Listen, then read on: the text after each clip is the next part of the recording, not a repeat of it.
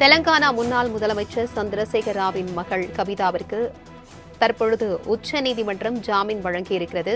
இதுகுறித்தான கூடுதல் விவரங்களுடன் இணைகிறார் எமது சிறப்பு செய்தியாளர் ஜீவபாரதி. ஜீவபாரதி, தற்பொழுது உச்சநீதிமன்றம் கவிதாவிற்கு ஜாமீன் வழங்கியிருக்கிறது. ஏதாவது நிபந்தனைகள் விதிக்கப்பட்டிருக்கிறதா? இது குறித்தான விவரங்கள்.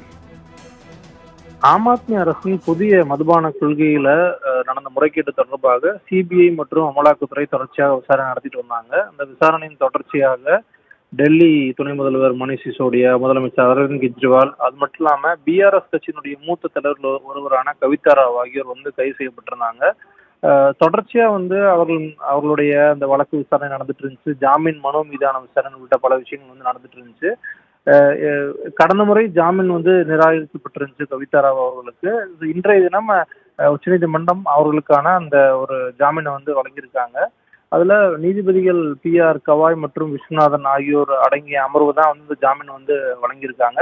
பல்வேறு கேள்விகளை அமலாக்கத்துறைக்கும் சிபிஐக்கும் உச்சநீதிமன்றம் எழுப்பியிருக்காங்க அப்படிங்கிறத நம்ம குறிப்பிட்டு சொல்ல வேண்டியதா இருக்கு. ஏன்னா இந்த வழக்கு தொடர்புடைய சிலரை மட்டும் குற்றவாளிகளாக்கிவிட்டு மற்றவர்களை அரசு தரப்பு சாட்சியாக சேர்ப்பது ஏன் அப்படிங்கிற அந்த விஷயத்தை ஒரு மிக முக்கியமான கேள்வியா எழுப்பியிருக்காங்க.